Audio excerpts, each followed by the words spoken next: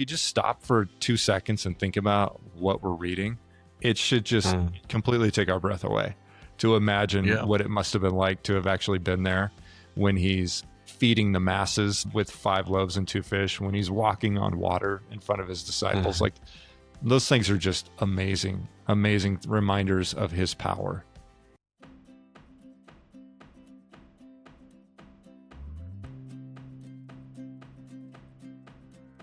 Welcome to The Weekly, a podcast brought to you by Calvary Bible Church. I'm your host, Jay Ewing. Thanks for tuning in. Like always, get connected and stay connected by visiting calvarybible.com. Click your campus and find out what is happening in your neck of the woods. We have a great show for you.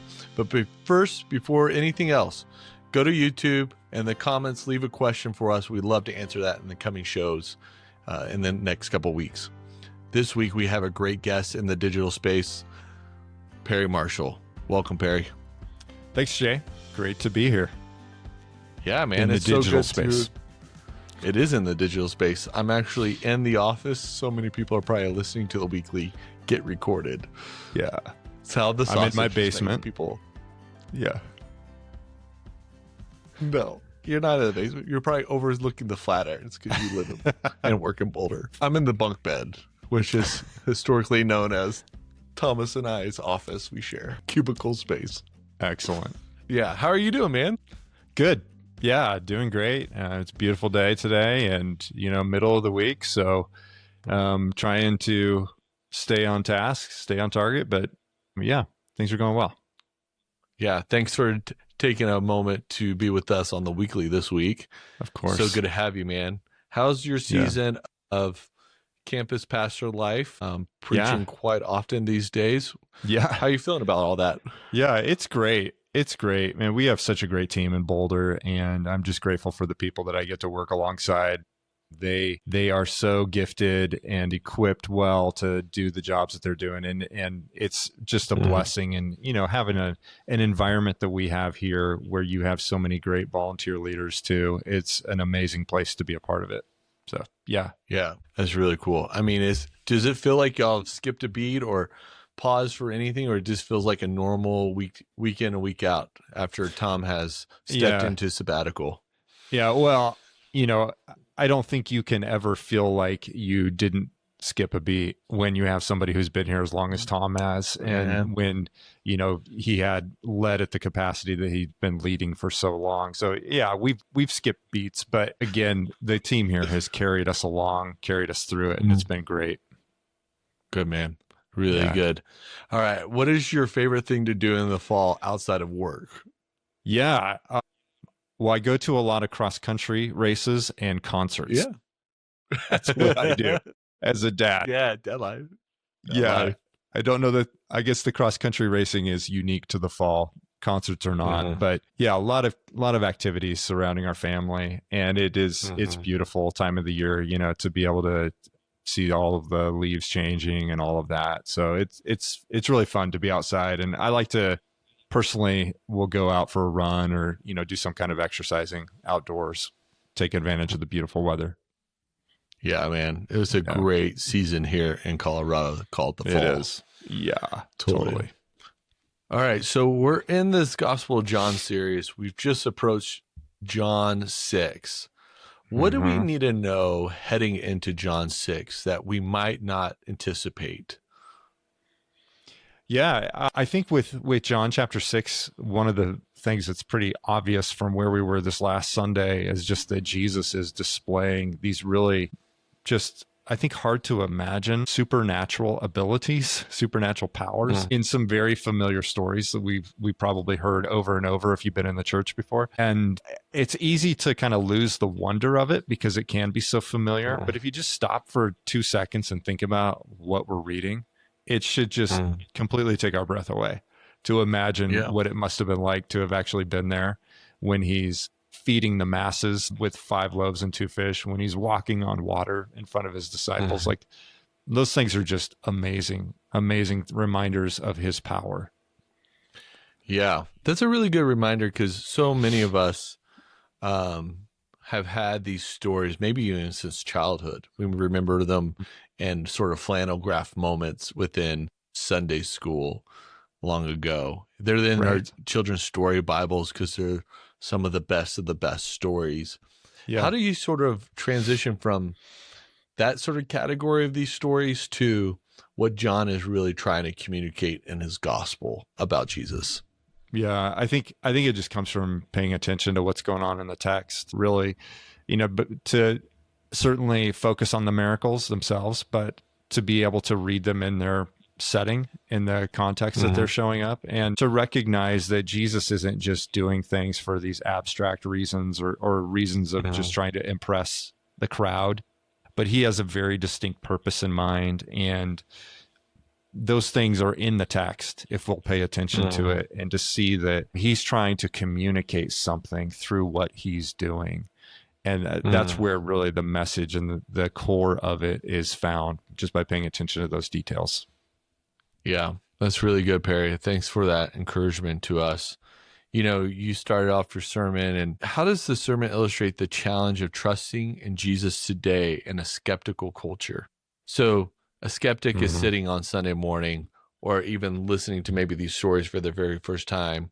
How does that really challenge sort of the skeptical nature of who we are as a people? Yeah, that is one thing I tried to kind of drill down into early on. And just the fact that we live in a culture where I think we have had many, many experiences and encounters where, for various reasons, trust has been broken or betrayed in our own human experience day in and day out. I mean, we are, fallible human beings. And it's just, I think, a very universal experience that you've been disappointed by somebody, that you have found somebody to be less than maybe what they told you they were, or even they, and that might just be by accident almost, but then you may have also had experiences where people intentionally tried to mislead you. And, disappointment after disappointment in life, sooner or later, we kind of build up a shell around that to protect ourselves. And part of that shell can be that we don't trust people anymore, or we grow cynical. And if you bring that attitude over to Jesus, then you will miss the fact that Jesus is somebody who you can trust without any reservation. And so I brought that up in the sermon and bring that up here then to just say that Jesus is trying to show us and reassure us that we don't have to have those same kind of protective barriers that we might put up around us when it comes to him. He's somebody who we can always trust. He will never let us down. He may not always do exactly what we wanted him to do when we wanted him to do it, but we can trust that he has our best intentions in mind. Yeah, I think that's a great setup for this John 6 area of the passage, especially in our today's culture. I always ask this question with the preachers. What are some things you left behind that you wish you could have picked up? Maybe you're going to pick them up this week because we're in the second half of John 6. But, one of the things that I noticed specifically about this passage that I hadn't noticed before is like the place and time it's used in the sense of Passover. Yeah. So, John has, four times the use of maybe Passover in his text. And how does that sort of play in with sort of how we read John 6? Yeah. What we should be paying attention to? Yeah, I think that's in verse 4 where he mentions that. And it's not a throwaway line. It's not inconsequential. He's very deliberately pointing out the time of year that this is taking place. Yeah. And John has this as kind of a whole pattern or structure throughout his account of Jesus's life, where he's looking at these major festivals that Israel had, and he is using those as the backdrop to make statements about the truth of who Jesus is. And in this passage in particular, Jesus is making the claim that he's doing something very Passover-like in what he's doing in feeding the crowd and walking on water. And then there are these other little things throughout the text too, like the grumbling of the people that we'll read about this coming Sunday, the fact that Jesus goes up on a mountain with his disciples, all of these things are reminders, should remind us of the Passover. And I think they're meant to remind us of the Passover, that Jesus is doing something in their day that is very reminiscent of what had happened over 1,000 years before. Yeah. That's really cool. I think that was one of the unique things of the text for me this week that really hit a little different. Okay, so you talked about provision and deliverance from Jesus and these sort of two ideas of these two miracles, one being the feeding, the other one walking on water. How do we really apply the feeding of the 5,000 to like our everyday life as a Christian? Yeah.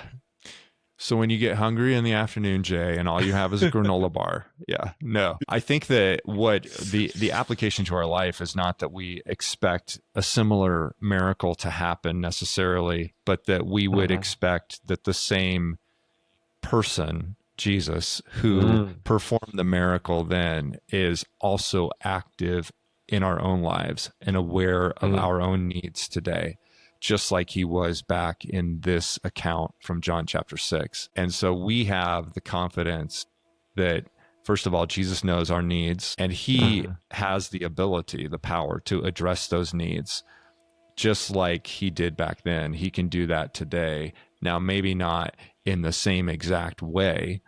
He might do something very different in our lives, and we might need him to do something very different in our lives. You know, food scarcity is not our problem for most of us in the United States in the 21st century, like it was back then. And so we need Jesus's power in our lives in a different way, perhaps, but we can be confident that Jesus is active and able to do things that are just as needed in our own lives. Yeah. I think you even used the word abundant. Or abundantly, how much he increased in the abundance of what it was, because they gather up, which is sort of a Passover thing again. It's like the 12 baskets, right? Of leftovers. Exactly. Yeah, and it's kind of reminiscent of the wedding in Cana when he's turning all of the water into wine, and it's like this lavish amount that's over, above and beyond what was actually needed, more than likely, in the wedding in Cana, and definitely here in this account too. It demonstrates some of the joy and abundance of God's kingdom. I love that, Perry. Let's talk more about that, because I didn't think about that hyperlink until just recently with this conversation. And it's like, man, how often do we have scarcity mindset when it comes to like faith, right? Right. I don't know if God's going to show up. If he does, he's just going to do the bare minimum. Yeah. What we get from these stories is like, no, he does more than abundant. Right. Yeah. I mean, it could even be viewed like, man, this is wasteful. Look at all of these leftovers. But it's just a demonstration again that Jesus can just say, hey, there's way more that I can provide than what you can even imagine. And, don't put limits on what we think that God can give us. He's able to do so much more. And of course, that's picked up by Paul when he's writing and talking about, this just the power of God to do far more than we could ever imagine. And that's the kind of confidence that we need to keep in our minds when we're thinking about the needs that we have in our lives. Yeah. So good, man. I love where that sort of went. So, okay, the second miracle is Jesus walking on water. The question I have for you is, how does this play into like Peter's when he walks on water? Is this, there's a couple of moments on the Sea of Galilee where Jesus encounters his disciples in boats. Yeah. How is this distinct? How is this similar? What are ways in we should be thinking about this specific miracle? Right. Yeah, it is really interesting because this is one of the accounts, the feeding of the 5,000 and Jesus walking on the water, that is also in Matthew, Mark, and Luke. There aren't many accounts that show up in all four Gospels before you get to the cross and the resurrection, but this is one of them. And for whatever reason, John does not include Peter in this scene, while he is a part of the same kind of episode in the other Gospels. And I think the reason for that has to do with John is just for his own purposes, doesn't need to include that. He's trying to communicate something about Jesus in this scene. And, I can only guess as to why he included only what he included, but it probably would have to do with the fact that John is trying to give just undivided attention to what Jesus is doing in this moment. by walking on the water and demonstrating Jesus's power and ability to deliver them. And in some ways, perhaps it would be a little bit of a distraction, or John is probably also just thinking that the readers of his own gospel are already familiar with the story to know that this also happened in that scene. Yeah, that's a really good. I'm glad we're talking about that, because that's one of those questions I had after Sunday. It was like, well, how does this all play a part together? Right. That's good. So, John mentions that the boat is really deep inside the middle of the sea. So it's not like Jesus walked on water right at the shoreline, 10 feet to the boat. Like, they're out in the middle of this raging thing. Yeah. What are some reflections you thought of, like, sort of the environment in which we encounter Jesus? How are we supposed to sort of think about that as readers? Yeah, I think what stood out to me is the fact that the very same conditions, the very same circumstances that are keeping the disciples stuck in the middle of the lake, perhaps you could say that they are in some kind of danger. I don't know if that's going beyond what John is trying to communicate about the situation, but they are definitely stuck and they're not making progress getting across. And Jesus is the one who is able to demonstrate in this, it doesn't get any more vivid than what he's doing, that he is more powerful than all of those circumstances that are keeping them where they're at.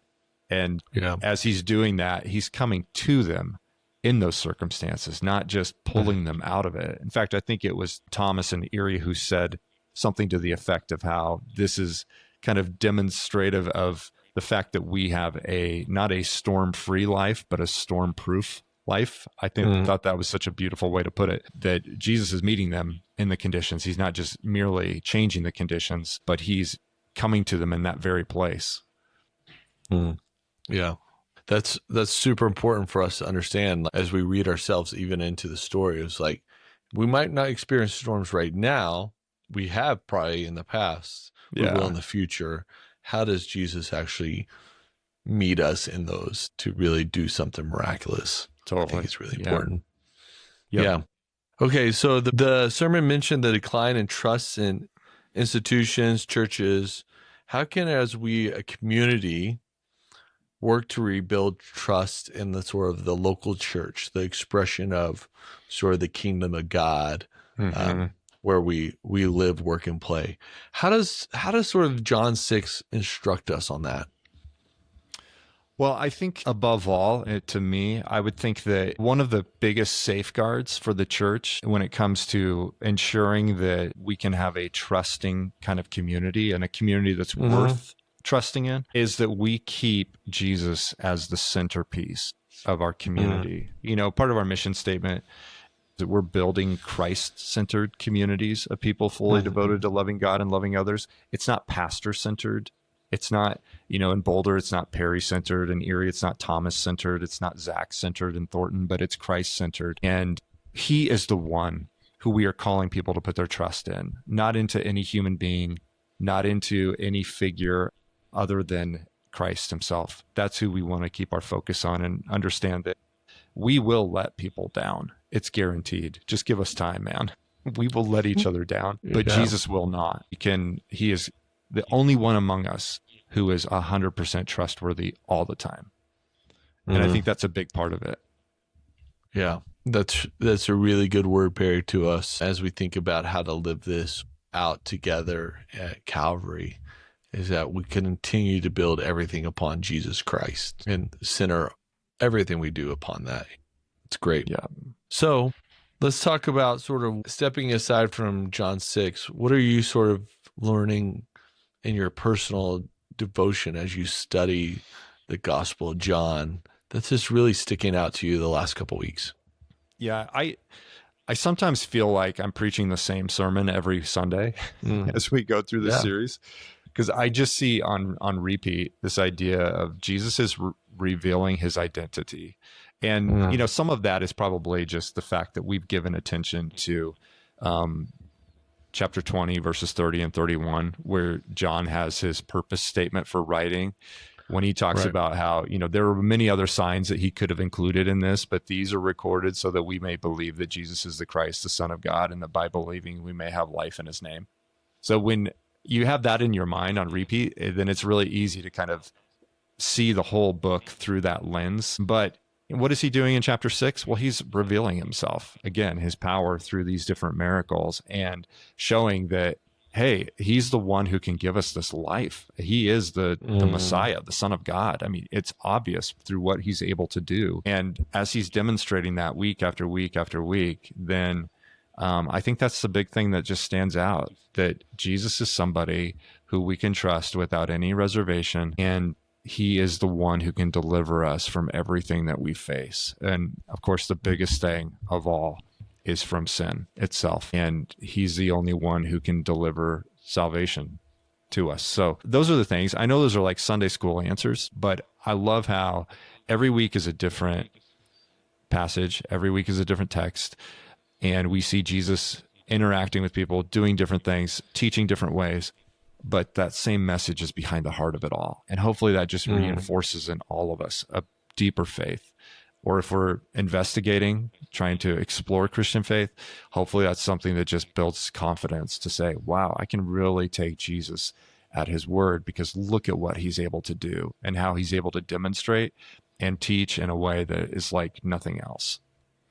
Yeah, that's so good. I'm really thankful for that conversation, Perry. Yeah. Thankful for you pointing us over and over to that reality of who Jesus is. And you're right. Through the Gospel of John, we're going to be preaching the same sermon over and over again. And that's because it is this centrality of who we are and what type of people we want to be. And that is around Jesus Christ. So thankful for you, Perry. Thanks so much for the conversation. Thanks for jumping in the digital sphere and pausing your work week. And what should we look forward to in the back half of John 6 as we get ready? Jesus is using one of the famous I am statements. He's, taking this miracle that he's just performed in feeding the 5,000 and using that as the launching pad for talking about himself as the bread of life. And, just thinking about that imagery of what does bread do for us, sustains us, again, demonstrates God's provision to us, and how Jesus is the one who is doing that in a way that goes well beyond just offering us food for our stomachs. But he's the one who nourishes our souls and gives us life in an ultimate eternal sense. So he's teaching through that. And there's some deep waters, no pun intended, out of that teaching. Yeah. So there's it's a big passage in front of us this week, but it'll be a great text. Oh, so looking forward to it, man. Thanks so much. Yeah. All right, Calvary, as we wrap up today, I just want to continue to leave with the beginning of John as sort of our blessing as we move on into our work week. John 1:1. In the beginning was the Word, and the Word was with God, and the Word was God. He was in the beginning with God, and all things were made through him, and without him was not anything made that was made. In him was life, and that life was the light of men. The light shines in the darkness, and the darkness has not overcome it. Keep those in your back pocket this week as we travel from here to there, and we look forward to meeting with you once again and getting around the idea of Jesus being the bread of life this week at Calvary. Like always, visit calvarybible.com, get connected, stay connected there, and we look forward to seeing you very soon. Have a great day.